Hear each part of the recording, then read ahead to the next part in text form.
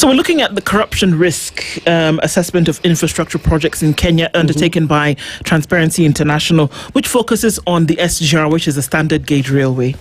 So what informed TI Kenya's interest in undertaking this research, and why does this report matter, especially as concerns the SGR? What informed our selection of not just the SGR, but this report, which is what we call the Corruption Risk Assessment of Infrastructure Projects in Kenya, also looks at other two projects. That's the Kiambu Civil Servants Housing Project and also the Vihiga Affordable Housing Project under the Boma Yangu, big affordable housing project under the current government, the bottom-up economic transformation agenda plan. And so we looked at SGR and then those two housing projects. Why housing? Why SGR? SGR particularly because we've largely been we spend a lot of money in infrastructure. If you look at Kenya, and it's not just Kenya, but globally, there's a lot of investment that's made in infrastructure, and infrastructure has a potential to change the economy and even the socioeconomic status of a country or of its citizens if it is well thought out, if the right investments are made, if there's value for money and there's a return on investments. And I think the concern has been that we are undertaking large infrastructure projects, and infrastructure is good. I think at this point, let me clarify that we are not against infrastructure. Yes. We are not against construction and building, because I think in the last couple of years, Kenya has literally been turned into a construction site. And that's a reason I almost missed this interview this morning, because I was looking for the Standard Group. In the middle of all the construction. This road has really changed because there's so much construction on this road. So it's a good thing. But then on the other hand is that there's been a lot of opacity in terms of how those infrastructure projects are even identified, selected, the implementation in terms of the construction process, such that when you get to the end point where the service is or the product is being delivered, there's a lot of mistrust. And when you look at there's a high level of trust deficit. Anytime there's a new infrastructure project being proposed by government, even look recently with the JKIA, there's always those questions. And it's not that people don't want those projects. Like even in the instance of JKIA, I've said, I would love for Kenya to have a modern airport. It's always so embarrassing for me. In much smaller economies, you leave the country in a very nice, glossy looking, very well organized, laid out, modernized airport in much smaller economies than Kenya, only to land onto JKIA where things are literally falling off, especially when you land at Terminal 2, which is literally very temporary. It looks like a temporary structure. So we want development in this country.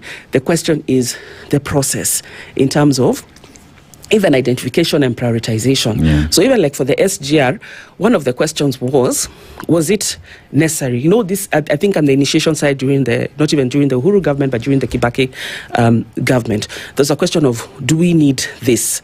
And even the question of, yes, we may need a rail, looking at the old railway line. And then there's a question of, but should it be standard gauge? I remember the questions of, at this point in time, should we even be looking at maybe the electric rail because it's faster, and all those, questions around what really would work for Kenya, such that when you invest in a particular infrastructure project, it is something that will then bring a value for money but return for investment, such that even if it's expensive, you're planning around that. Yes, I've spent this amount of money, but in the fullness of time, that money is going to come back because it's going to give a boost to the economy. So questions also around SGR has been, we spent a large amount of money. And also remember, there's a lot of opacity in terms of even the identification of who was building that railway. Of course, we know that 90% of the funding largely came from Chinese loans. But then there's a whole question about the capacity of the company that actually built this line. Was it China Road and Bridge? Then there was a question about, was it the right company or contractor? There were questions even around conflict, because there was a feasibility study that was done, but the feasibility study was done by the same, by the entity that later also became the contractor, the person who actually now delivered and built the railway line. So there are all these questions around, conflict of interest, the process of procurement. Was this a priority for Kenya at this time? And then now, more than 10 years later, is a whole question of the return on investment. But then remember now that we did now 2B. Is it 2B? The one from, no. The 2B is one from Naivasha. Is it is Suswa to Malaba? And then there's, I think, a 2C. So the in terms of the phases.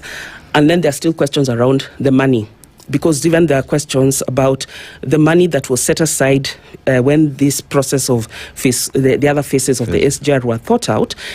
And you look at now the budget that is being proposed now is almost 200 billion more.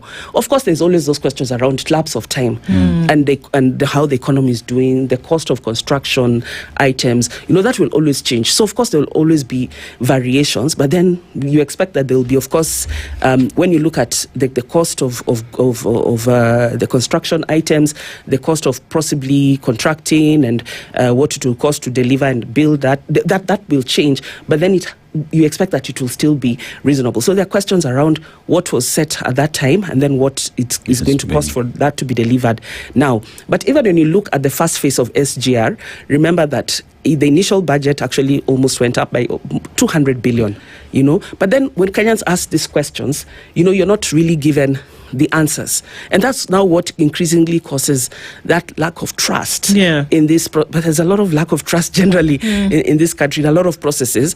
But when it comes to infrastructure, where you're spending so much, I think this is where Kenyans deserve information.